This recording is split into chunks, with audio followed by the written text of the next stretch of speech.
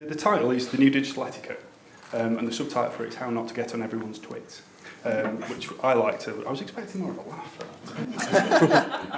Thanks for humouring me. We've all got someone who we follow or we don't follow who crosses that line between using Twitter, for example, as a method of promoting what they do and essentially just spamming. The great thing about social media is that anyone can use it. The bad thing about social media is that anybody can use it. And getting the message across can prove difficult for people. We're all schooled from a very early age in how to behave in social situations.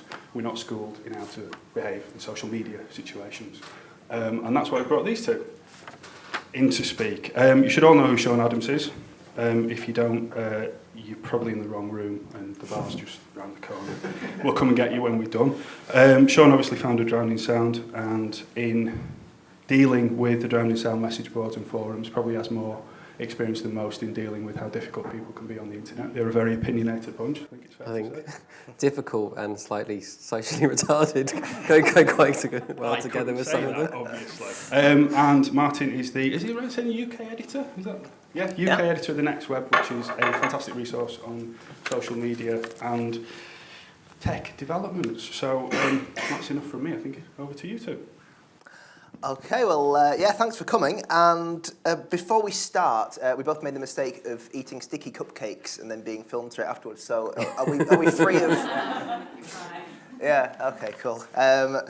Right, so Sean, you've been blogging since before blogging really began. Yeah. Yeah, so it's 1998, I believe? Yeah, in 98, I started an email fanzine, which Matt Johnson sat just over there was one of the contributors to, which was why it grew from being an email I sent annoying people that didn't ask to be on the mailing list that got it sent anyway, to lots of people wanting to contribute to it. So we decided to try and build a proper website, which in 2000 launched as Drowning Sound. But it was kind of like, I guess, being in the Buzzcocks, having not seen the Sex Pistols, because there was no real sense of what was possible and what you could and couldn't do. And we tried to build things which turned out to be more like social networks and more like blogs, which had we waited, someone else would have built it all for us and saved a lot of late night. So what I want to be able to do is this, trying to explain to someone over Instant Messenger that I'd never met that was building my website. Yeah, and so I think looking at Drowning Sound as a reader, I kind of see that something that really keeps people coming back is the community there, and the addictive nature of commenting on articles and contributing to the community there. Have you noticed any changes since you started the community element of the website in the way that people interact on there at all? There's been quite a lot of major changes, especially kind of since Facebook and especially since MySpace.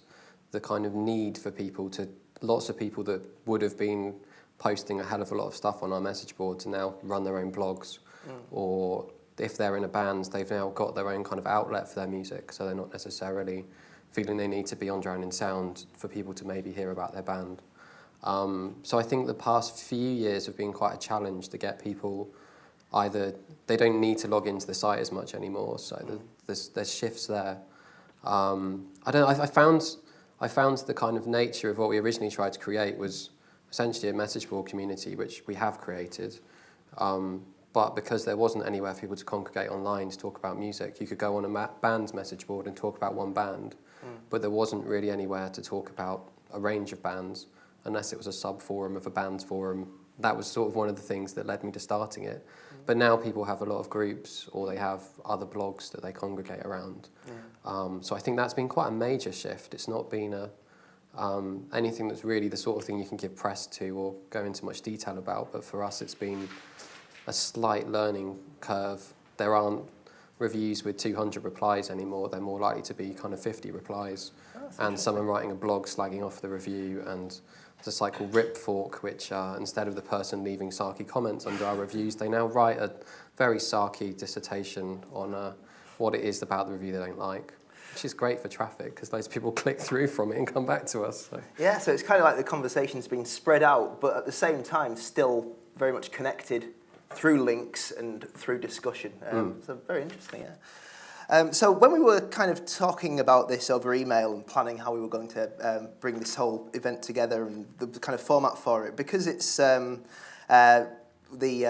subtitle was very negative in that how not to be a twit or whatever it was. Well, no, it had a negative tone, how not to be a twit. Yeah. So, what we thought was to kind of base the kind of structure of this around kind of a top 5 mistakes that people make once they've got on social media and they're using it, some of the mistakes they make, and then kind of use those as kind of cautionary tales to kind of sort of bring around a bit more of a positive message out of it. And the first one we jotted down was kind of understanding the tools, checking the settings, and kind of the importance of understanding the tools you're using. Kind of creating your kind of looking what other people do before you really start doing anything. Like I think everyone's seen people's first tweet going, "I've just got Twitter, what's it all about?" It's just like, it's such a cliche, and every single person that got Twitter, there's a thing that can actually show you what your first tweet was, and loads of people reposting their first tweet and it was the same boring, I've got it and I don't understand it. So taking a step back and looking at it and trying to understand it is probably the best first step. But kind of knowing whether you can sync it up with 15 other social networks that you're on, or however many you are or aren't on. If it's then doubling up and tripling up, posting the same information, that's obviously a consideration to spot quite early on and not continue to do. But I guess for me, like the first thing I usually do when there's like either a new social network or trying to do something new with something is just looking at what other people are doing, and it's difficult to find the people that are doing anything well. You can usually find people that are doing it either mediocre, but it's like pub conversation. You can always find someone to bore your face off.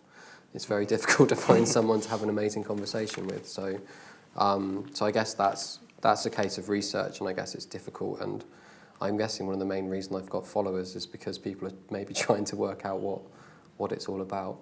Yeah, and you've got, I was looking the other day, over 4,000 followers, so you're obviously doing something right.